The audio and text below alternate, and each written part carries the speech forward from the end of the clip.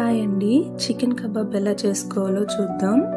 ఈ ప్రాసెస్లో చేసామంటే సాఫ్ట్గా వస్తుంది. సాల్ట్, పసుపు వేసి చికెన్ వాష్ చేసి తీసుకున్నా.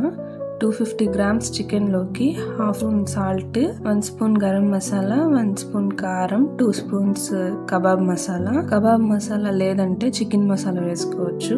1 స్పూన్ అల్లం వెల్లుల్లి పేస్ట్, 1 ఎగ్ వేసి బాగా మిక్స్ చేసుకోవాలి. ఇప్పుడు శనగపిండి, కార్న్ ఫ్లోర్, బియ్యపు పిండి 50 గ్రామ్స్ చొప్పున వేసి బాగా మిక్స్ చేసుకోవాలి.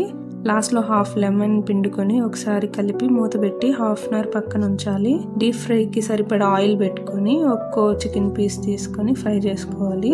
ఆయిల్ లో వేసేటప్పుడు ఆయిల్ కాస్త హీట్ లో ఉండాలి. వేసేసాక మీడియం ఫ్లేమ్ లో కుక్ అవ్వనివ్వాలి. నాకు కొంచెం క్రంచీగా కావాలి, అందుకని ఫ్రై చేసుకున్న చికెన్ మళ్ళీ లాస్ట్ లో ఒకసారి ఆయిల్ లో ఫ్రై చేసుకుంటున్నా. ఆనియన్స్ అండ్ లెమన్స్ తో సర్వ్ చేసుకోవడమే. Thanks for watching. Please do subscribe.